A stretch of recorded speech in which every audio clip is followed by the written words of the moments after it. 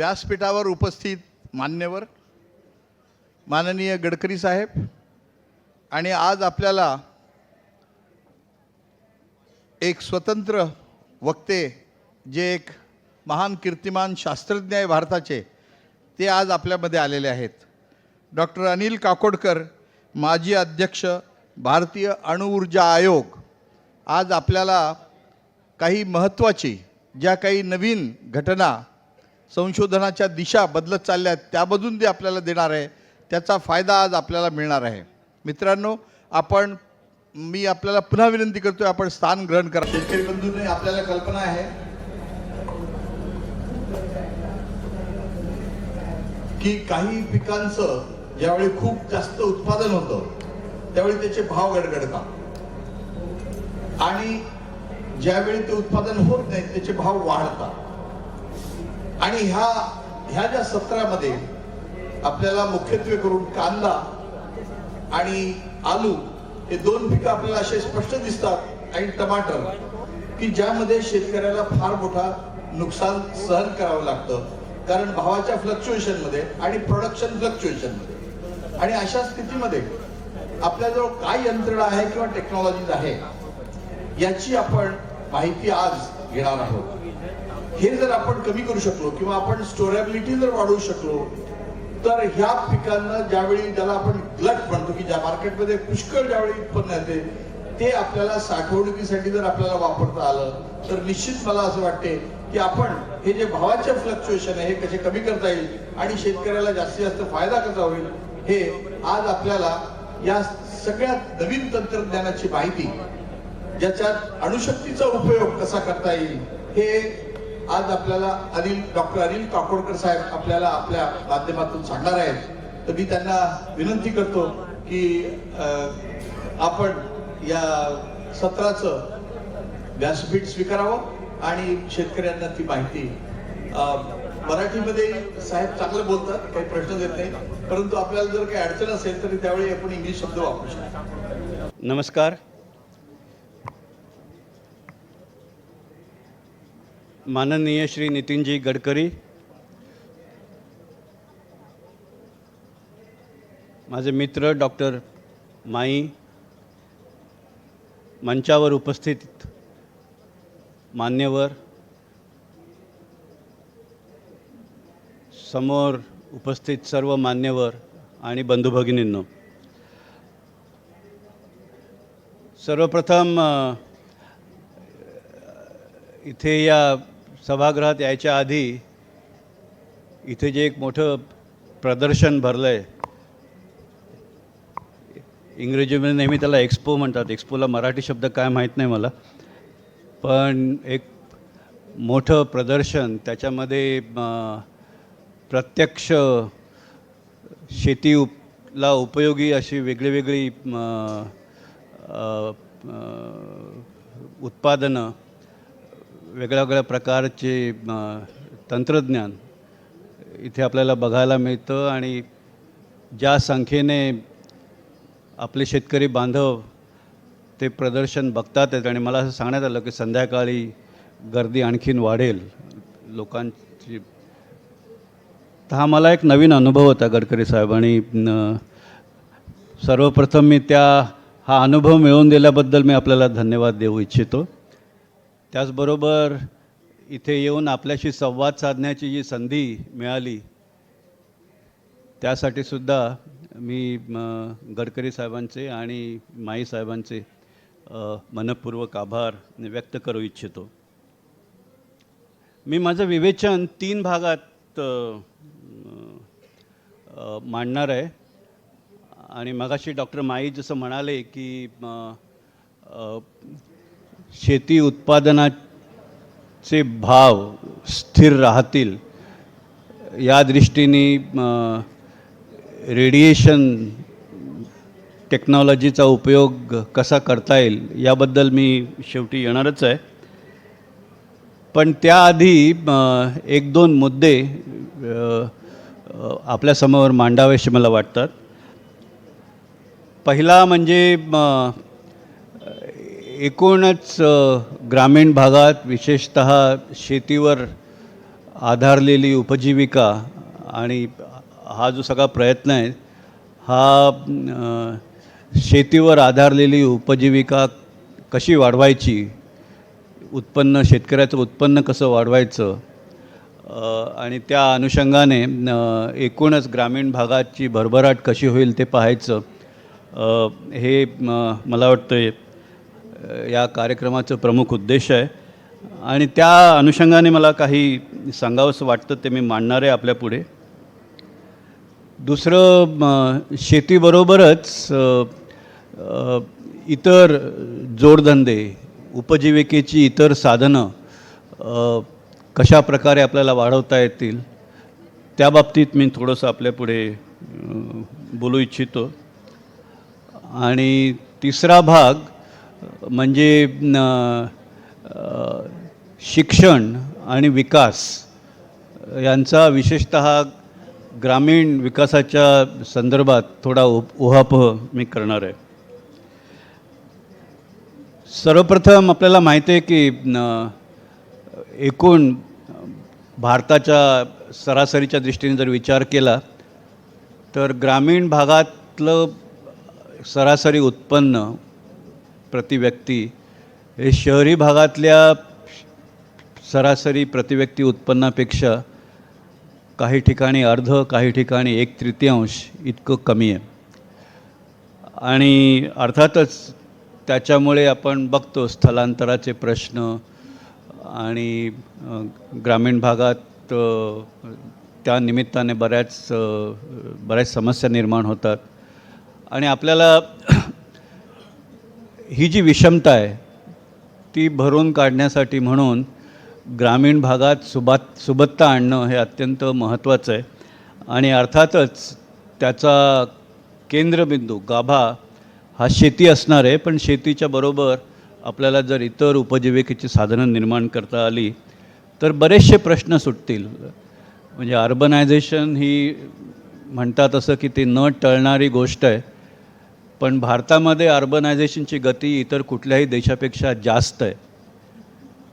आणि तो भार आपल्याला पेलवेल की नाही पेलवणार या दृष्टीने सुद्धा ही विषमता दूर करणं ही मला वाटतं अत्यंत महत्त्वाचं आहे. पण त्याहीपेक्षा अधिक महत्त्वाचं म्हणजे आज जी एक मानसिकता आहे की आपल्याला चांगलं जीवन जगायचं तर शहराकडे जाऊया. मला असं वाटतं अशी मानसिकता निर्माण झाली पाहिजे विशेषतः शहरी भागातल्या जनतेमध्ये की आपल्याला चांगलं जीवन जगायचं तर चला आपण खेड्याकडे जाऊया. आणि अशी जर मानसिकता निर्माण आपण करू शकलो तर मला वाटतं बरंच काही साध्य होईल. आज परिस्थिती अशी आहे की आता गेल्या वर्षी प्रसिद्ध झालेल्या आकड्यांप्रमाणे की ग्रामीण भागात जवळपास अर्धी लोकसंख्या ही ज्याला म्हणतो आपण की अनऑर्गनाइज्ड लेबर, म्हणजे जसं काम मिळेल तसं काम करायचं, कधी शेतात मिळतं कधी इतर ठिकाणी मिळतं. आणि 50% लोकांची उपजीविका सरासरी, वेगळ्या ठिकाणी ती परिस्थिती वेगळी असेल, पण अशा प्रकारची उपजीविका आहे. 30% लोक आपल्या स्वतःच्या शेतीवर आपला स्वतःचा उदरनिर्वाह करतात असे ते आकडे म्हणतात. आणि मग बाकीचे जे उरलेला फार छोटा भाग आहे तो प्रत्येकानं आपापला काहीतरी व्यवसाय करून म्हणा किंवा पगारदारी नोकरी करून आपली उपजीविका साध्य करतो आहे. आता जर आपल्याला या परिस्थितीमध्ये आज जे काही लँड होल्डिंग आहे, ॲव्हरेज लँड होल्डिंग, त्याच्यामध्ये आपल्याला उपजीविकेची साधनं ग्रामीण भागात कशी वाढवता येतील. आणि आपण इथे जे प्रदर्शन बघितलं याच्यामध्ये बऱ्याच गोष्टी आहेत तंत्रज्ञान विषयक की त्याने या दृष्टीने फार मोठं काम साध्य होऊ शकतं. मी स्वतः BRCमध्ये माझं संबंध आयुष्य घालवलं आणि शेती किंवा बायोलॉजी हा माझा काही विषय नसला तरी BRCच्या कामाशी निगडीत असल्यामुळे मला याबद्दल विशेषतः BRCमध्ये काय काम झालं ते समजून घेण्याची संधी मिळाली आणि ते काम वाढवण्याच्या दृष्टीने BRCचा संचालक म्हणून काय करता येईल याबद्दलसुद्धा ज्याला आपण म्हणतो फर्स्ट हँड अनुभव, प्रत्यक्ष अनुभव घेण्याचा योग आला. तेव्हा माझ्या असं लक्षात आलं की अशा अनेक गोष्टी आहेत की ज्या आपण म्हणजे शेतीसाठी तंत्रज्ञान विकसित करणं हा एक भाग झाला, पण इतरही आपण तंत्रज्ञान जे विकसित करतो त्याच्यातला बराचसा भाग आपण शेतीकडे किंवा शेतीच्या फायद्यासाठी किंवा ग्रामीण भागातील उपजीविकेच्या फायद्यासाठी आपण वळवू शकतो. आणि असं जर करायचं झालं तर आज देशात वेगळ्या वेगळ्या प्रयोगशाळांमधनं जे तंत्रज्ञान उपलब्ध आहे आणि ज्याचा ग्रामीण भागात उपयोग होऊ शकतो त्याची ओळख करून देण्याची यंत्रणा आपण ग्रामीण भागात उपलब्ध केली पाहिजे. आणि या दृष्टीने एक छोटासा प्रयोग म्हणून काही वर्षापूर्वी BARCमध्ये आकृती नावाची एक संकल्पना पुढे आली. आणि कल्पना अशी होती की आपण ह्या ज्या टेक्नॉलॉजीज आहेत त्या कुठेतरी एका ठिकाणी डेमॉन्स्ट्रेशन सेंटरमध्ये त्या तिथे लोकांना प्रत्यक्ष अनुभव मिळावा यासाठी म्हणून तिथे ठेवाव्यात. लोकांना त्या तंत्रज्ञानाविषयी माहिती द्यावी, त्यांना त्याच्याबद्दल जर त्याचा उपयोग लोकांना करायचा झाला तर काय तयारी करायला पाहिजे त्याबद्दलचं प्रशिक्षण द्यावं. आणि अशी परिस्थिती व्हावी की त्याच्यानंतर एकाने काही केलं की तो आणखीन 10 जणांना 20 जणांना त्याची ओळख करून देऊ शकेल आणि इतर लोकांना त्याचा फायदा मिळू शकेल. आणि या अनुषंगाने एक आकृती टेकपॅक नावाचं एक पॅकेज की त्यात वेगळ्या वेगळ्या प्रकारच्या टेक्नॉलॉजीज आहेत. आता याच्यामध्ये म्हणजे जमीन सॉईल टेस्टिंगचा किट. आता आपल्याला माहिती आहे की सॉईल टेस्टिंग करायचं झालं तर आपल्याला लॅबोरेटरीमध्ये मातीचे नमुने पोचवावे लागतात, तिथनं बऱ्याच वेळेला रिझल्ट यायला वेळ लागतो. तर हे एक असं किट तयार केलेलं आहे की ज्याच्यामध्ये शेतकरी स्वतः आपल्या शेतात बसून स्वतःच मातीचं अनालिसिस करून घेऊ शकतो. आणि त्याच्यामध्ये मग म्हणजे अगदी लॅबमध्ये जेवढा विस्तृत अनालिसिस करता येतं तेवढं नाही, पण NPK आणि बायफ पण या कामात आमच्याशी सम्मिलित आहेत, ते सांगतो नंतर. तर त्याच्यामध्ये कार्बोनेशियस मॅटर. तर अशा या म्हणजे काय म्हणतात त्याला प्राथमिक ज्या महत्त्वाच्या गोष्टी आहेत त्याचं पृथक्करण आणि अनालिसिस शेतकऱ्यांना शेतीतच करून त्याचे निकाल फारसा अवधी न घालवता त्यांना मिळावा आणि त्यायोगे मग त्यांचं पिकाचं प्लॅनिंग, फर्टिलायझर मॅनेजमेंट कसं करायचं वगैरे याचा निर्णय ते घेऊ शकतील किंवा आसपास जी तज्ज्ञ मंडळी आहेत त्यांच्या सहकार्याने ते घेऊ शकतील. तर हे किट म्हणजे बऱ्याच ठिकाणी आता शेतकऱ्यांनी वापरायला सुरुवात केली आहे. आणि ही टेस्टिंगची सोय शेतकऱ्यांना त्यांच्या शेतात उपलब्ध करून देणारी मंडळीसुद्धा बायफने काही प्रमाणावर निर्माण केलेली आहेत. आणि ही एक म्हणजे ॲग्रिकल्चर सेक्टरबरोबर सर्व्हिस सेक्टर तिथं निर्माण करण्याचा एक हा छोटासा प्रयत्न आहे. तसंच दुसरं आजकाल शुद्ध पाण्याचा खूप प्रश्न आहे, विशेषतः शाळांमधनं. आणि हा प्रश्न सगळीकडेच आहे, ग्रामीण भागात आहे, शहरी भागात आहे. तर अल्ट्रा फिल्ट्रेशन एक अशी पद्धत आहे की ज्याच्यामध्ये आपल्याला वीज नसली तरी विजेची आवश्यकता न भासता आपल्याला पाणी शुद्ध करता येतं. आणि त्याच्यातनं अर्थातच डिझॉल्व्ड सॉलिड्स बाहेर काढता येतात. त्याच्यातनं आपल्याला मोठ्या प्रकारची मोठ्या साईजची बॅक्टेरिया त्यातनं काढता येतात. काही मोठे व्हायरसेस पण आपल्याला शुद्ध करता येतात. आणि आता हे असे शहरामध्ये असलं वॉटर प्युरिफायर घरी आपण वापरतो, ते अवेलेबल आहेत, पण ते महाग पडतात. ते पॅकेज केले की मग ते 5,000 10,000 असे रुपये. तर हे किट एकदा लोकांना तिथे उपलब्ध करून दिल्यानंतर त्याच्यातलं महत्त्वाचे जे गोष्ट आहे म्हणजे ते फिल्टरिंग एलिमेंट, त्याची जी मेम्ब्रेन आहे ती, तर ती जर त्यांना करून दिली तर लोक आपापल्या पद्धतीने त्याचं पॅकेजिंग करतात आणि ते ग्रामीण भागाने त्यांचं स्वतःचं इनोव्हेशन तिथे वापरून वेगळ्या प्रकारचे प्युरिफायर्स तयार केली आणि ती आता तो ग्रामीण भागातला एक व्यवसाय त्या अनुषंगाने सुरू होऊ पाहते. अर्थात हे छोट्या प्रमाणावर आहे, हे सगळं गेल्या 2-3 वर्षातली गोष्ट आहे, पण ही एक नवीन म्हणजे एका बाजूला स्वास्थ्याच्या दृष्टीने आपल्याला चांगलं काम करता येतं, दुसऱ्या बाजूला उपजीविकेच्या दृष्टीने सुद्धा काही सोय येते. आता याच्या पुढे हे तंत्रज्ञान पंढरपूरच्या जवळ एक इंजिनिअरिंग कॉलेज आहे ग्रामीण भागात, तर ही मेम्ब्रेन ती BRCतच कशाला तयार करायला पाहिजे किंवा शहरातल्या एका इंडस्ट्रीमध्ये कशाला तयार करायला पाहिजे, ही आपल्याला ग्रामीण भागात करता येणार नाही का, म्हणून ते इंजिनिअरिंग कॉलेज त्यांनी तिथे प्रयोग सुरू केले आणि त्यांनी ती मेम्ब्रेन त्या गावात ग्रामीण भागात तयार करायला सुरुवात केली आणि आता ही वॉटर प्युरिफायर सबंधपणे जसं म्हणतो आपण मेड इन इंडिया, तसं मेड इन इंडियन व्हिलेजेस या पद्धतीने आपण पुढे आणतो. आणि अशा इतर अनेक गोष्टी आहेत, त्याच्यामध्ये वेगळ्या वेगळ्या प्रकारची बियाणं आहेत, त्याच्यामध्ये अन्नधान्य म्हणजे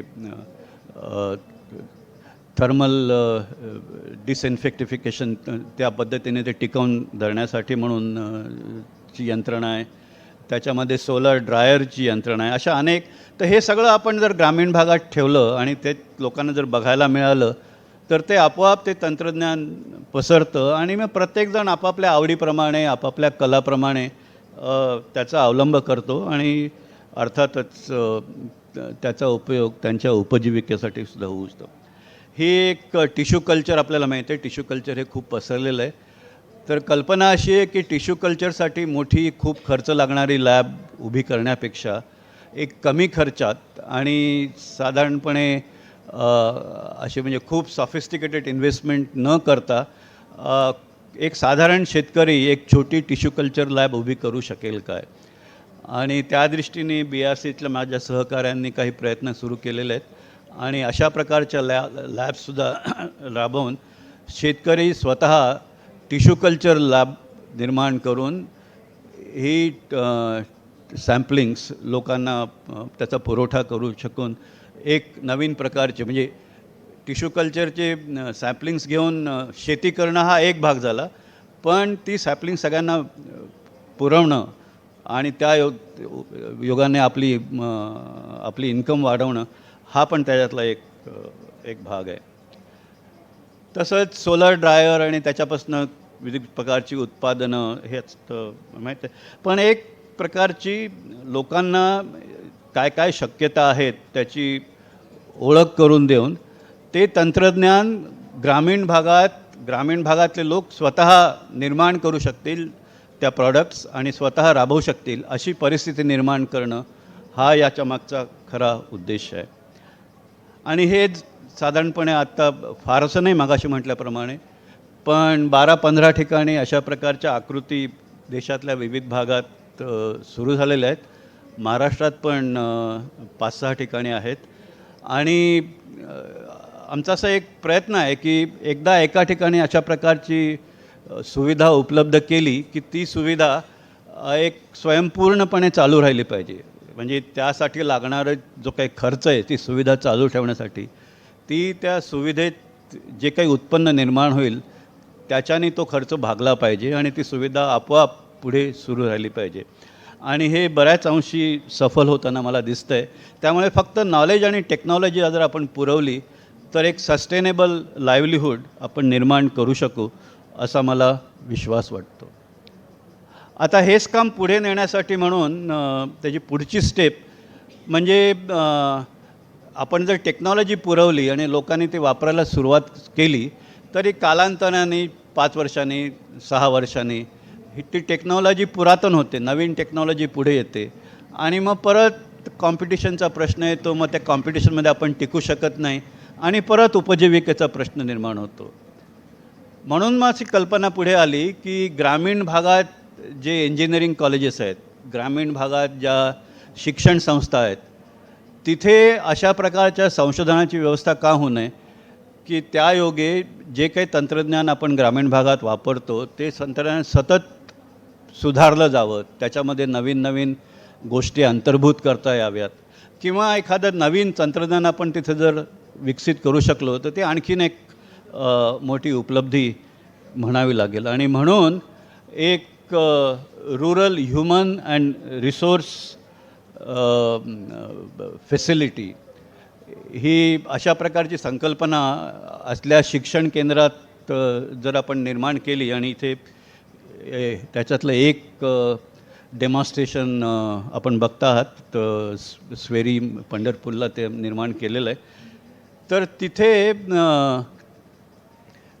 ग्रामीण भागातल्या लोकांना मगाशी त्या आकृती सेंटरमध्ये जर बघलं ते जरा अधिक विस्तृत प्रमाणात कपॅसिटी बिल्डिंग, ट्रेनिंग ही सुविधा करणं, तसंच मगाशी मी म्हटलं की नॅनो फिल्ट्रेशनची मेम्ब्रेन त्याचं डेव्हलपमेंट या ठिकाणी झाली, तर अशी डेव्हलपमेंट करणं आणि एकूण म्हणजे सुरुवात जरी आपण बाहेरून तंत्रज्ञान आणून केली आणि ती करावी, त्याच्यामध्ये काही वाईट नाही आहे, चांगली गोष्ट आहे ती, पण आपल्या ज्या स्थानिक गरजा आहेत त्या पूर्ण करण्याच्या दृष्टीने स्थानिक पातळीवर सुद्धा नवीन तंत्रज्ञान पुढे आणण्याची व्यवस्था व्हावी, या अनुषंगाने हा प्रयत्न आहे.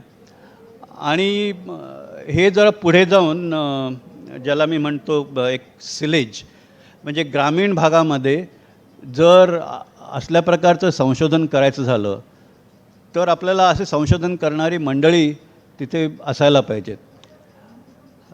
साधारणपणे काय होतं की एखादा मोठा वैज्ञानिक परदेशी कॉलेजमध्ये PhD घेतली, कुठे संशोधन केलं, तो जर हिंदुस्थानाला तर तो त्याचा प्रयत्न असेल की शहरामध्ये IIT सारख्या ठिकाणी वगैरे तो संशोधन करायला, तिथे प्रवेश मिळण्याची त्याची एक मनस्थिती असते. माझं म्हणणं असं आहे की ग्रामीण भागात आपण अशी परिस्थिती का निर्माण करू नये की असल्या मंडळींना परदेशातनं उच्च शिक्षा घेऊन संशोधनाचा चांगला अनुभव गाठीशी बांधून परत येणारी जी मंडळी आहेत त्यांना ग्रामीण भागामध्ये अशा प्रकारचं संशोधन जे ग्रामीण भागाला उपयुक्त आहे असं करण्यासाठी म्हणून एक अंतःप्रेरणा मिळावी, अशा प्रकारची परिस्थिती आपण ग्रामीण भागात का निर्माण करू नये. आणि तसं करण्यासाठी म्हणून एक प्रकारचं जे वातावरण लागतं तो वातावरण निर्माण करण्याचा प्रयत्न म्हणजे सिलेज म्हणजे सिटी इन ए व्हिलेज, किंवा सिटी म्हणजे डॉक्टर कलाम म्हणायचे पुरा, providing urban amenities in rural areas. हे त्याच्या पुढची पायरी एक की आपण ग्रामीण भागामध्ये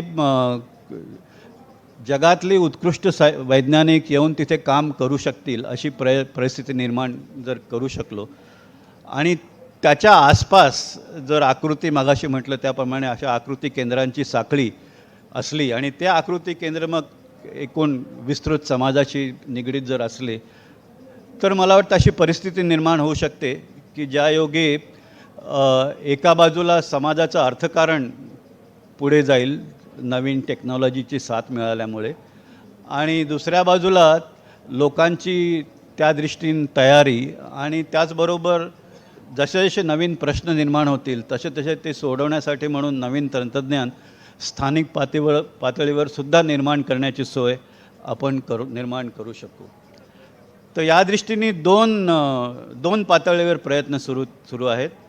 एका पातळीवर स्वेरी पंढरपूर इथे मगाशी म्हटल्याप्रमाणे एज्युकेशन आणि डेव्हलपमेंट याची जोड देऊन त्या प्रकारचं संशोधन तिथे आपण सुरू केलेलं आहे आणि त्याच्या परिसरामध्ये सध्या 5 ते 6 आकृती केंद्र निर्मित केलेली आहेत आणि ते दरवर्षी 5-10 असे वाढवत जाणार आहेत. म्हणजे त्याची व्याप्ती मोठी होणार आहे आणि ते काम एका बाजूला सुरू झालेलं आहे. दुसऱ्या बाजूला तिथे आपण एक नॅशनल नॉलेज नेटवर्कचा एक नोड तिथे नेला आहे आणि त्या नोडच्या आधारावर आणि तिथे एक वायरलेस म्हणजे आपण ज्याला वायफाय म्हणतो, आपल्या मोबाईलमध्ये आपण इथे सेल टावर्स असतात आणि त्यामुळे आपल्याला जगात कुठेशी कोणाशीही संपर्क साधता येतो, इंटरनेटच्या माध्यमातून बरंचसं ज्ञान मिळवता येतं. तर ज्या ठिकाणी असं नेटवर्क उपलब्ध नाही, कनेक्टिव्हिटी उपलब्ध नाही, तिथेसुद्धा असल्या प्रकारची सुविधा उपलब्ध करून देण्याच्या दृष्टीने जर एका ठिकाणी आपण ऑप्टिकल फायबर आणि या इथे NKN म्हटलं आहे, पण कुठल्याही प्रकारचे ऑप्टिकल फायबर कनेक्टिव्हिटी तिथे पोचली म्हणजे बँडविड्थचा प्रश्न मिटेल. आणि तिथे जर आपण एक वायरलेस ब्रॉडबँड वायरलेस ट्रान्समीटर लावला की जो आपल्याला जी मोठी बँडविड्थ लागते डेटा कम्युनिकेशनसाठी त्या धर्तीवर, पण त्याची रेंज जास्त असेल. आपल्या सेल टावरची रेंज फार छोटी असते, पण इथे समजा एक 20 किलोमीटर रेंज आहे, 25 किलोमीटर रेंज आहे. तर त्या परिसरातल्या सर्व मंडळींना आपण मोबाईलच्या 3G 4Gच्या ज्या सुविधा आपण जिथे जिथे कनेक्टिव्हिटी ते मिळते तिथे आपण पोचवू शकू. आजच्या परिस्थितीला हळूहळू सगळीकडे ही कनेक्टिव्हिटी पोचेल आणि मग अर्थातच हा प्रश्नच मिटेल. पण अशी सुविधा उपलब्ध करून देऊन विशेषतः शाळांमध्ये, प्रायमरी स्कूल्स, सेकंडरी स्कूल्स अशांमध्ये एक कंटेंट की ज्यायोगे आपण म्हणजे टेक्स्ट आपल्या पाठ्यपुस्तकामध्ये जी माहिती आहे ती तर आपण प्रत्येकाच्या लॅपटॉपवर म्हणा किंवा टॅबवर शाळेमध्ये तो साध्य करू शकेल, शिक्षक ती प्राप्त करू शकतील. पण त्याच योगे त्याच्याचबरोबर ज्याला आपण म्हणतो सिम्युलेशन, व्हिज्युअलायझेशन, एखादी गोष्ट सांगितली ती समजावून करण्यासाठी म्हणून केवळ चित्रच नव्हे पण डायनॅमिक चित्र ते ती जर समजावून सांगण्याची व्यवस्था झाली तर ते विद्यार्थ्यांना त्या जे काही आपण शिकवतो आहे त्याचं आकलन अधिक चांगल्या प्रकारे होईल. आणि या दृष्टीने सुद्धा एक प्रयोग आपण त्या ठिकाणी सुरू केलेला आहे. हा एक म्हणजे थोडा मूलभूत अशी गोष्ट आहे. दुसऱ्या बाजूला अधिक व्यापक प्रमाणावर ही टेक्नॉलॉजी लोकांपर्यंत पोचवण्यासाठी म्हणून बायफ आपल्याला आपण ऐकलं असेल, पुण्याला आणि अख्खा ते भारतभर पसरलेली आहे. तर त्यांनी त्याच्याचबरोबर एक जोड कार्यक्रम हाती घेतला आहे महानेत्र म्हणून. आणि त्यांनी अशा विशेषतः महाराष्ट्रातल्या 4 जिल्ह्यात 4 ठिकाणी अशी डेमॉन्स्ट्रेशन सेंटर्स सुरू केली आहेत. आणि तिथे पण शेतीच्या अनुषंगाने उपलब्ध तंत्रज्ञानाचं डेव्हलपमेंट आणि डेमॉन्स्ट्रेशन आणि मग तिथून ते आसपासच्या परिसरात ते पोचवण्याची व्यवस्था इथे करतात आहेत. आणि ते आजच्या मितीला जवळपास 9,000 फार्मर्स फॅमिलीपर्यंत ते पोचलेले आहेत. आणि हे दोन्ही गोष्टी अशा पद्धतीने होतात आहेत की एकदा आपण सुरुवात केली की त्याचं एक रेव्हेन्यू मॉडेल निर्माण होईल आणि मग ती डेव्हलपमेंट आपोआप पुढे सस्टेन होत जाईल. ही सगळी कामं गेल्या 2-2.5 वर्षातली आहेत. आणि ही दोन्ही ग्रुप्स, आकृतीवर काम करणारे ग्रुप आणि बायफच्या ग्रुप, या दोघांना आत्मविश्वासपूर्वक त्यांनी मला सांगितलेलं आहे की हे कामं सेल्फ सस्टेनिंग बेसिसवर, सेल्फ स्टँडिंग बेसिसवर चालू राहतील आणि पुढे त्यांना परत आणखीन शासकीय मदत लागणार नाही. हे त्यांच्याच रेव्हेन्यू मॉडेलमधनं हे पुढे चालेल. तर ते एक मला असं वाटतं की शाश्वत विकासाचं एक मॉडेल या निमित्ताने पुढे येतं आहे. आणि हेच पुढे नेण्यासाठी म्हणून आता आपल्याकडे फायनान्शियल इन्क्लुशन, मायक्रो फायनान्स या दृष्टीने खूप प्रगती झाली आहे.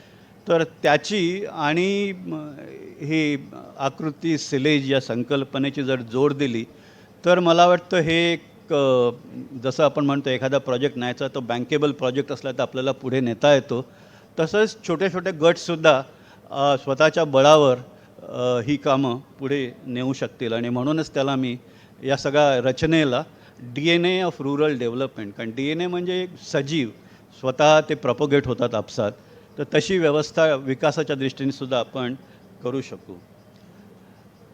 आता हे एक व्यक्तिगत लेवलवर किंवा छोट्या एक 8 जणांचा एक गट, 10 जणांचा एक गट त्या पातळीवर करायची गोष्ट झाली.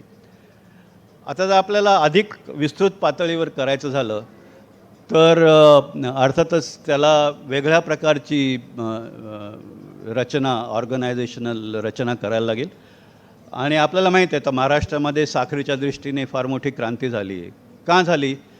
तर एका बाजूला शेतकरी आणि त्यांचं कोऑपरेटिव्हच्या रूपात एकत्रित येणं, मध्ये तंत्रज्ञानाची जोड किंवा ऊसापासून साखर निर्मिती, किंवा जर आपण दुधाच्या बाबतीत बघितलं तर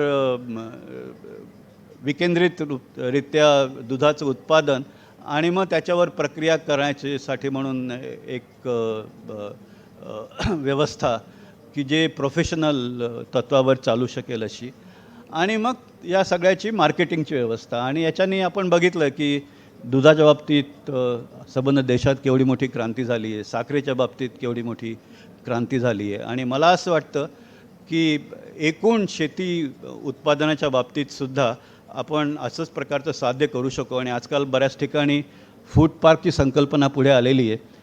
पण फूड पार्क म्हणजे प्रोसेसिंग फॅसिलिटीज, आणि त्याच्यामध्ये एखाद्या उद्योजकाला आपलं युनिट टाकायचं असेल तर त्यांनी टाकावं, शेतकऱ्यांच्या कोऑपरेटिव्हला स्वतःचं युनिट टाकायचं असेल तर त्यांनी टाकावं, किंवा शेतकऱ्यांना वैयक्तिक तत्वावर म्हणा किंवा एक सामूहिक तत्वावर म्हणा, त्यांना काही प्रक्रिया करून तिथे हव्या असल्या तर तशी पण व्यवस्था तिथे व्हावे. आणि त्याचबरोबर कॉमन फॅसिलिटीज ज्या लागतात एकूण, त्या पण तिथं निर्माण करतात. अशा प्रकारचं जर आपण फूड पार्क, ज्याला फूड टेक्नॉलॉजी आणि इनोव्हेशन पार्क असं घेतलं, आणि त्याला परत संशोधनाची जोड दिली, कारण फूड टेक्नॉलॉजी ऑल्सो म्हणजे सतत त्याच्यामध्ये नवीन नवीन बदल घडत असतात आणि आपल्याला ते तंत्रज्ञान अप टू डेट ठेवणं हे अत्यंत आवश्यक आहे.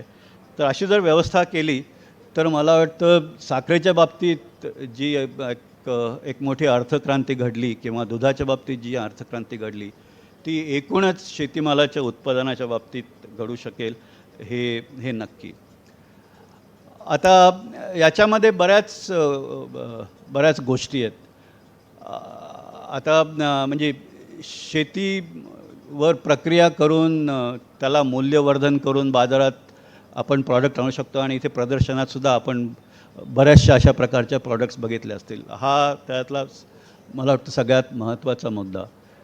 पण त्याही व्यतिरिक्त इतर अनेक गोष्टी होणं शक्य आहे. आजकाल आपण बायो इथेनॉलच्या गोष्टी ऐकतो, म्हणजे ऊर्जेचं मोठी गोष्ट आहे. आणि आपल्याला जर हरित ऊर्जा पाहिजे असेल तर अर्थातच बायोमास किंवा इतर शेतीवर आधारित उत्पादनं की ज्यांच्यापासून आपण ऊर्जा निर्मिती करू शकतो, किंवा ऊर्जेची वेगळी संसाधनं निर्माण करू शकतो, आणि ही सगळी मूल्यवर्धित प्रक्रिया आहे. पण हे करताना असल्या प्रकारचं तंत्रज्ञान जर आपण नीट प्रमाणे राबवलं नाही तर ते एक शोषक होऊ शकतं.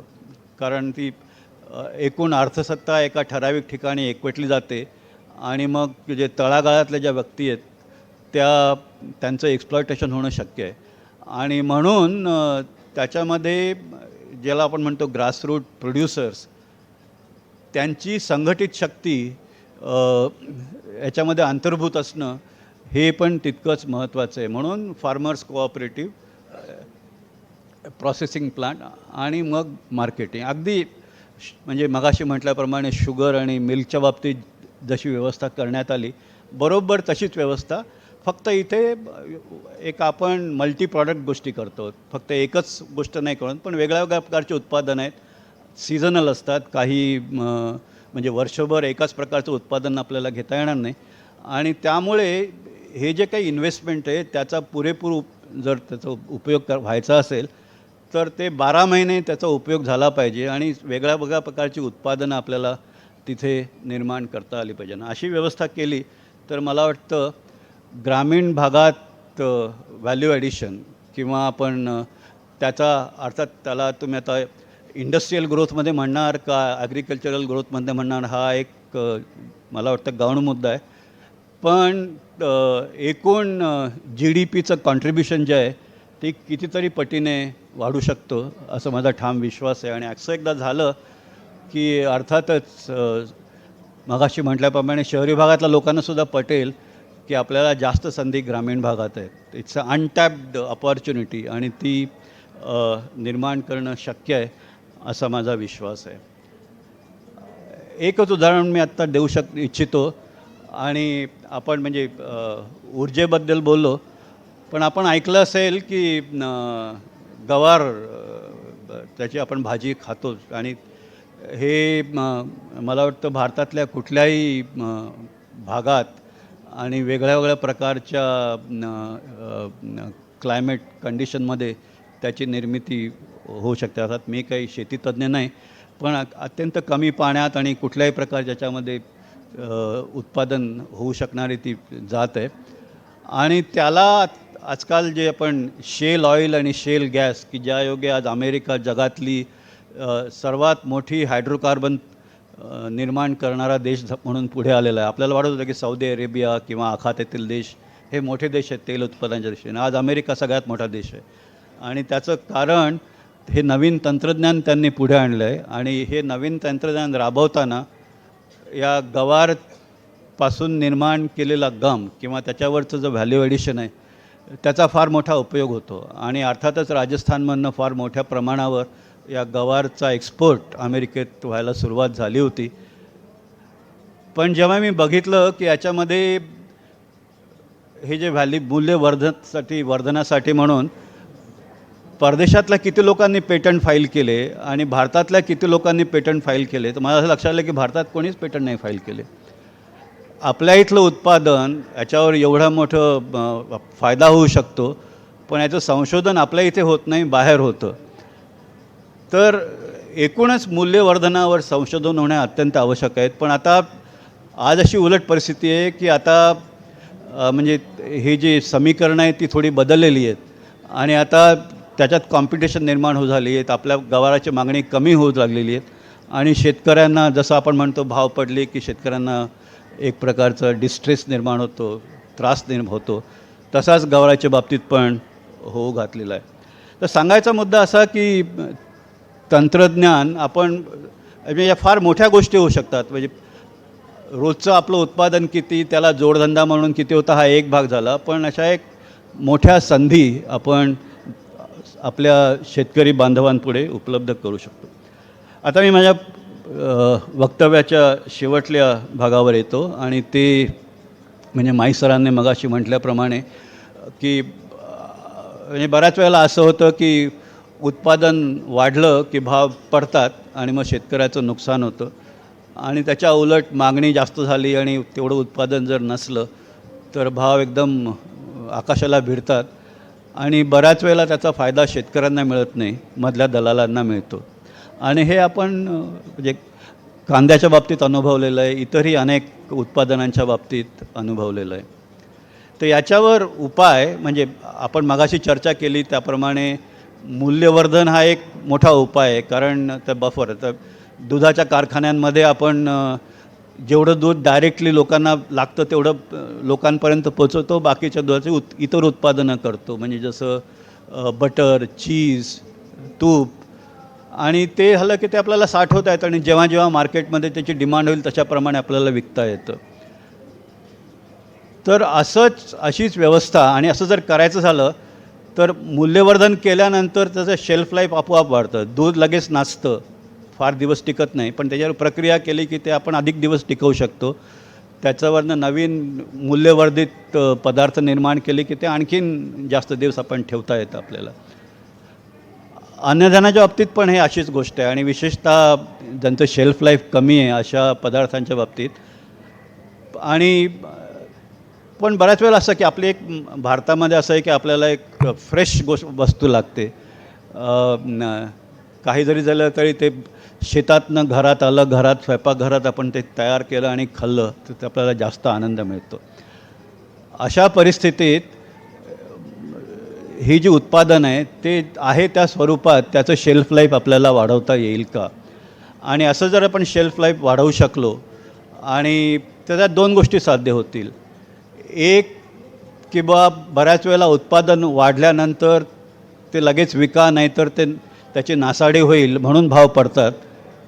तर तशी परिस्थिती येणार नाही आणि आपण त्याला अधिक काळ साठवून ठेवू शकतो. दुसरा भाग, आत्ता जी उत्पादनं आहेत ते एका ठराविक क्षेत्रापर्यंत आपण त्याचं मार्केटमध्ये ते पुरवू शकतो.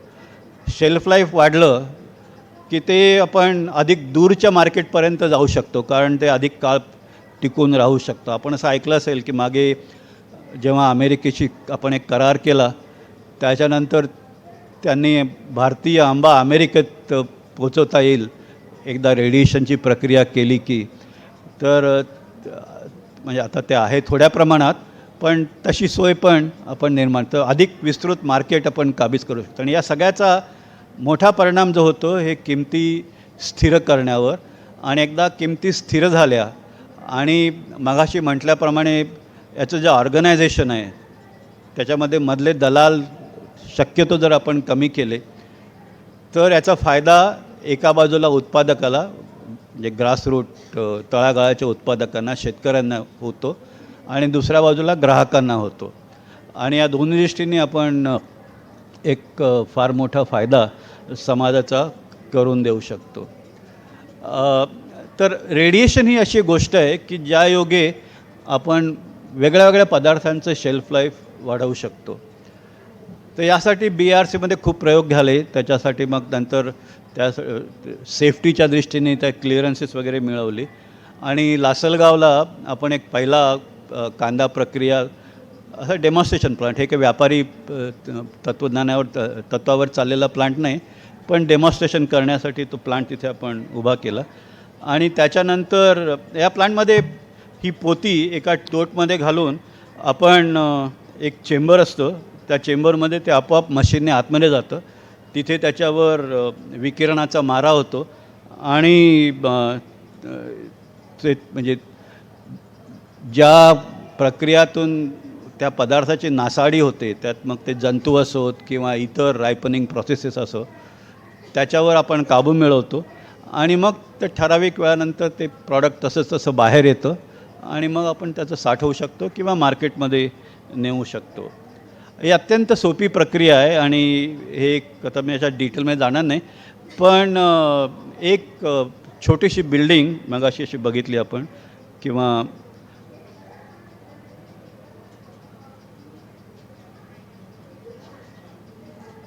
हे लासलगावचं आहे. असंच इथे राहुरीला डॉक्टर ढोकणे पाटील इथे बसलेले आहेत. तिथे हिंदुस्तान ॲग्रो ही फार्मर्स कोऑपरेटिव्ह आहे आणि त्या कोऑपरेटिव्हनी असाच एक प्लांट सेटअप केलेला आहे आणि तिथे आपण या पदार्थांची प्रक्रिया करतो. असेच आज भारतात जवळपास 17-18 प्लांट वेगळ्या वेगळ्या ठिकाणी उपलब्ध आहेत आणि त्याच्यावर अन्न मालावर प्रक्रिया होते आणि काही ठिकाणी मेडिकल प्रॉडक्ट्सवर सुद्धा आपण प्रक्रिया करतो. हे डॉक्टर ढोकणे पाटलांचा जो प्लांट आहे तिथे ते कांद्याची जी चाळ आहे त्याचं चित्र आहे. हे वेगळ्या वेगळ्या प्रकारचे गोष्टी ज्यांच्यावर आपण प्रक्रिया करू शकतो ते इतर, म्हणजे त्याच्यामध्ये मग अन्नधान्य आलं, फळफळावर आलं, मसाले आले, या सर्व गोष्टींवर. आणि त्यासाठी म्हणून वेगळ्या वेगळ्या प्रकारचं म्हणजे रेडिएशन लेवल त्याचे मापदंड आहेत आणि एका ठराविक प्लांटमध्ये एक ठराविक प्रकारच्या गोष्टी आपण अंतर्भूत करू शकतो आणि काही गोष्टींना आपल्याला अधिक रेडिएशन द्यायला लागतं, पण त्यासाठी थोडीशी त्याच्यात ऑल्टर करायला लागतं, म्हणजे त्या बेल्टची स्पीड वाढवायला लागते किंवा ते रेडिएशन सोर्स जो असतो त्याची क्षमता वाढवायला लागते.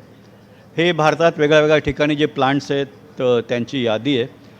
तर सांगायचा मुद्दा असा की हे तंत्रज्ञान आता पुढे येऊ घातलेलं आहे आणि मला असं वाटतं की एकूण आपल्याला जे दरवर्षी बघायला मिळतं की कधी खूप उत्पादन असतं, किमती पडतात, कधी उत्पादन कमी होतं, शेतकऱ्यांना त्रास होतो आणि तर हे एका प्रकारे याला स्थिरता लाभण्यासाठी, आणि एकदा स्थिरता लाभली की एकूणच उत्पादन वाढण्याची शक्यता निर्माण होते, अशी आपण व्यवस्था निर्माण करू शकतो.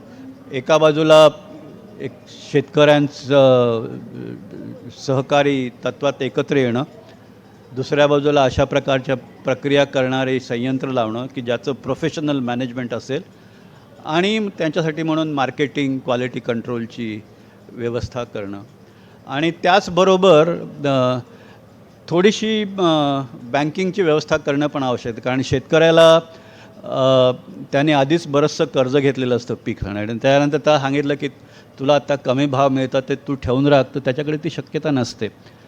पण अशा एका ठिकाणी जर गोडाऊनमध्ये शेतकऱ्यांनी आपलं सामान ठेवलं आणि त्याला प्रक्रिया केलेली आहे आणि ती प्रक्रिया केल्यानंतर आपल्याला खात्री आहे की आता हे इतके महिने सहज टिकून राहील, तर त्या गोष्टीला तारण मानून जर शेतकऱ्याचे बहुसंख्य पैसे शक्य ते ती जर मोकळे केले आपण आणि तर शेतकऱ्यामध्ये सुद्धा ती गोष्ट साठवून ठेवण्याची क्षमता निर्माण होईल. आणि तसं जर झालं तर जेव्हा म्हणजे भाव पडतात, जेव्हा पुरवठा खूप होतो, तो पुरवठा अरेस्ट करून स्टोरेज करता येईल आपल्याला. आणि अर्थातच जेव्हा भाव वाढतील तेव्हा ते शेतकरी ते बाजारात आणतील आणि भाव कमी करण्यास त्याची मदत होईल. आणि म्हणून एका बाजूला असल्या प्रकारची प्रक्रिया केंद्र आणि मग जिथे जिथे मार्केट आहेत, शहर आहेत, जिथे त्याचा आपण वापर करणार आहोत, तिथे गोदामं की तिथे ते आपण जर स्टोअर करून ठेवलं तर एका ठिकाणी जर एकदम भाव वाढले तर लगेच ते आपण जर रिलीज केले मार्केटमध्ये तर ते भाव खाली आणण्यात त्याची मदत होते. तर असं एकूणच तंत्रज्ञान, व्यवस्थापन आणि लोकशिक्षण असं जर तिन्ही एकत्र जर आपण साधलं तर मला वाटतं बरंच काही होण्यासारखं आहे. आज माननीय गडकरी साहेब इथे उपस्थित आहे. मला माहीत आहे की त्यांना या विषयात खूप रस आहे आणि मला आठवतं मी जेव्हा BRCमध्ये होतो आणि गडकरी साहेब जेव्हा महाराष्ट्रात होते तेव्हा त्यांनी BRCला कित्येक वेळा भेटी दिलेल्या आहेत आणि त्यांचं या कामामागे नेहमीच आम्हाला प्रोत्साहन मिळत राहिलेलं आहे. आणि मी अशी आशा करतो की आपल्या नेतृत्वात हे काम पुढे जाण्यात नक्कीच मदत होईल. धन्यवाद. गडकरी साहेबांचे मला असं वाटतं गडकरी साहेबांना मी विनंती करतो की 2 शब्द जाता जाता या विषयावर बोलावेत, कारण त्यांना मला कल्पना आहे की घाई आहे, परंतु आज त्यांच्यासाठी काकोडकर साहेब मुद्दामून इथे आलेत, तर माझी इच्छा आहे की त्यांनी देखील आता याच्यावर 1-2 शब्द भाष्य करावे. आपल्या सगळ्यांना शेतीविषयक नवीन तंत्रज्ञानाची माहिती व्हावी म्हणून आपण डॉक्टर काकोडकरांना आज आमंत्रित केलं होतं. मला असं वाटतं की आपण जोपर्यंत नवीन तंत्रज्ञानाचा उपयोग करणार नाही तोपर्यंत आपल्या विशेषतः विदर्भातल्या ग्रामीण क्षेत्रातल्या शेतीची परिस्थिती काही बदलू शकत नाही. आणि तंत्रज्ञानाचा उपयोग केल्यावर कसा फायदा होतो याचा आजच सकाळी मला एक उत्तम उदाहरण मिळालं. आपल्या ऊस उत्पादक शेतकऱ्यांनी 8 साली ऊस लावायला सुरुवात केली आणि आज मला एका शेतकऱ्याची माहिती मिळाली की त्याला 92 टन एकरी ऊस झाला. आता म्हणजे एका एकरामध्ये त्याला जवळपास 1.25 लाखाच्या वरती प्रॉफिट होईल. पण मला आता दिवेसाहेबांनी सांगितलं की आपल्या विदर्भातला एक शेतकरी आहे तो 150 टनापर्यंत पोहोचू शकेल एवढं त्याचं चांगलं आणि मोठं पीक आहे. कोल्हापूरमध्ये आणि वेस्टर्न महाराष्ट्रामध्ये अशा प्रकारे उत्पादनाचे विक्रम झालेले आहेत. आपल्या जवळपास 70-80 नर्सऱ्या आहेत आणि ऊसाची रोपंही शेतकरीच तयार करतात आणि त्यांना टेक्निकल माहिती मिळाल्यावर केवढा मोठा फरक पडला. शेवटी उत्पादन वाढवणं, उत्पादन खर्च कमी करणं आणि झालेल्या उत्पादनाला योग्य मार्केट मिळवून योग्य भाव मिळवणं हेच शेतीची खरी यशाची त्रिसूत्री आहे. आणि म्हणून आपण ज्यावेळी उत्पादन काढतो त्यावेळी भाव कमी होतात. कांद्याचे भाव एकावेळी 50 रुपये, 60 रुपये, 80 रुपये किलो होते आणि नाशिकमध्ये आता कांदा झाल्यावर हे भाव 10 रुपये किलोपर्यंत खाली कोसळले. अजून कोसळण्याची शक्यता आहे आणि मग शेवटी रस्त्यावर फेकून देतात. बटाटे, कांदे याची स्थिती आहे, संत्र्याची स्थिती आपण अनुभवतो आहे. पण डॉक्टर काकोडकर साहेबांनी आपल्याला जे सांगितलं की यामध्ये आपण रेडिओ रेस पास केले तर यामुळे स्वाभाविकपणे त्याचं शेल्फ लाईफ 6 महिन्यांनी वाढतं. म्हणजे आपल्याकडे एकावेळी जर कांदा झाला आणि तो सगळा मार्केटला नेण्याच्या ऐवजी कांदा नाशिवंत आहे आणि तो जर आपण रेडिओरेजमध्ये पास करून जर स्टोअर केला तर 6 महिने त्याचा लाईफ वाढेल. म्हणजे मार्केटमध्ये आपण थोडा थोडा नेऊ तर भाव मेंटेन होईल आणि कांदा उत्पादकावर कधीच नुकसानीची वेळ येणार नाही. कांदा आहे, संत्रा आहे, बटाटा आहे, टमाटर आहे. त्यांनी सांगितले किती गोष्टीवर हे यशस्वी होऊ शकतं आणि म्हणून याच्यावर फिशरीजमध्येही पण प्रयोग झाले आहेत. आज आपल्याकडे मालगुजारी तलाव आहेत, मोठे मोठे धरणं आहेत, नद्या आहेत, पण आपल्या फिशरीजचं उत्पन्न नाही आहे. आणि म्हणून आपल्या भागात होणारी फळं असतील, फुलं असतील, फिश असतील, संत्रा असेल, मोसंबी असेल, लिंब असतील, या विविध प्रकारच्या पिकांना स्टोरेज करण्याकरता प्री-कूलिंग प्लॅन्ट, कोल्ड स्टोरेजची जशी आपल्याला गरज आहे तसं रेडिएशनची देखील गरज आहे. डोकणे पाटील इथे बसले आहेत. त्यांनी रशियन सरकारबरोबर आपल्या भारत सरकारने अशा 20 प्रोजेक्टला त्यांनी या ठिकाणी करण्याची मान्यता दिलेली आहे आणि एक प्रोजेक्टची किंमत 200 कोटी रुपये आहे आणि त्यातली 80% रक्कम रशियन सरकार लावणार आहे. आणि म्हणून आपल्या विदर्भात आणि नागपूर विभागात देखील नागपूर जिल्ह्यात असा प्रोजेक्ट करण्याची ही आपल्या सगळ्यांच्या शेतकऱ्यांच्या फायद्याशी आमच्या सगळ्यांचा त्याकरता प्रयत्न सुरू आहे. आणि म्हणून येणाऱ्या काळामध्ये हे जे तंत्रज्ञान आहे हे आपण समजून घेणं आणि हे तंत्रज्ञान बाकीच्या शेतकऱ्यांपर्यंत पोहोचवून त्यांचं एकरी उत्पादन वाढवणं आणि एकरी उत्पादन खर्च कमी करणं, पिकाची गुणवत्ता सुधारणं आणि त्याला प्रिझर्व करण्याकरता टेक्नॉलॉजीचा उपयोग करणं, त्याच्यावर प्रोसेसिंग करणं आणि विकायचं असेल तर पॅकेजिंग करणं आणि प्रोसेसिंग करायला तर ज्यूस तयार झालं तर ज्यूसचं मार्केट शोधणं, ही प्रक्रिया जेव्हा सगळ्या अर्थाने योग्य होईल तेव्हाच खऱ्या अर्थाने आपल्या सगळ्यांना शेतीतून 2 पैसे मिळणार आहेत. आणि म्हणून डॉक्टर काकोडकर साहेबांनी सांगितलेल्या त्यांच्या भाषणातला एक विचार आहे की आपण अशी स्थिती निर्माण करू की गावामध्ये शेतकऱ्याला एवढं उत्पन्न मिळेल की तो शेतामध्ये बंगला बांधेल, एअर कंडिशन बंगल्यात राहील, आपली गाडी घेऊन राहील आणि आता शहरातून लोक गावात जाऊन राहतील आणि गावं सुखी, समृद्ध आणि संपन्न होतील एवढी क्षमता आहे असं डॉक्टर काकोडकरांनी विश्वासाने सांगितलं. पण हे करण्याची शक्यता जी आहे हे तोपर्यंत आपण तंत्रज्ञान स्वीकारत नाही, त्याचा अभ्यास करत नाही तोपर्यंत होणार नाही. आणि म्हणून या प्रदर्शनीमध्ये केवळ बघणं हा उद्देश नाही आहे, तर जगामध्ये आणि भारतामध्ये जे यशस्वी प्रयोग आहेत, जर एक माणूस यशस्वी झाला, नारायणराव यशस्वी झाले तर गोविंदराव यशस्वी का होत नाही? आणि म्हणून नारायणराव जर यशस्वी झाले असतील तर त्यांचा सगळ्या लोकांना परिचय करून त्यांचा प्रयोगाची माहिती करून देणं आणि त्या प्रयोगाची कॉपी जरी आपण करू शकलो तरी आपल्या भागातल्या आपल्या शेतीला आपण समृद्ध आणि संपन्न करू शकतो. आणि म्हणून या विषयाचं जे तंत्रज्ञान आहे आपल्याला समजावं, आपल्याला याची माहिती व्हावी, या दृष्टीने आपण 42 विषयावर वर्कशॉप घेतलेले होते आणि आपण प्रयत्न केला की आपण हे सगळं फुकट ठेवलं. पण मला असं वाटतं की फुकट मिळणाऱ्या गोष्टीचं लोकांना महत्त्व नसतं. लोकांना प्रत्येक गोष्टीकरता हेच याची या भाषणाची किंमत जर 1000 रुपये ठेवली असती तर 1000 रुपये बुकिंग करून मग आपले 500 लोक इथे राहिले असते. त्यामुळे आता आपल्यापैकी चांगल्या शेतकऱ्यांनी आपल्याला या सगळ्या ज्या गोष्टी आहे उद्याही पण याची माहिती मिळणार आहे, याचा जास्तीत जास्त फायदा घ्यावा आणि आपल्या सगळ्यांच्या प्रयत्नांमधून कृषी आणि गाव, शेतकरी, शेतमजूर या सगळ्यांना आपण कशा रीतीने सुखी करू शकतो, गावाचं चित्र बदलवू शकतो, याचा आपण सगळ्यांनी आता विचार केला पाहिजे. या प्रदर्शनामध्ये मागच्या भागाला आज मी काल गाडी पाहिली, छोटीशी शेतकऱ्यांकरता गाडी आहे, अशा प्रकारची ती कार आहे. कार म्हणता येईल किंवा काय त्याला मिनी कार म्हणता येईल. त्याच्या मागून पंपही चालतो, पाणी पण मिळतं, डिझेलवर चालते, 28 किलोमीटर ॲव्हरेज आहे आणि त्याच्याबरोबर सामान पण शहराकडे नेता येतं. म्हणजे एकाच गोष्टीचे अनेक उपयोग आहे.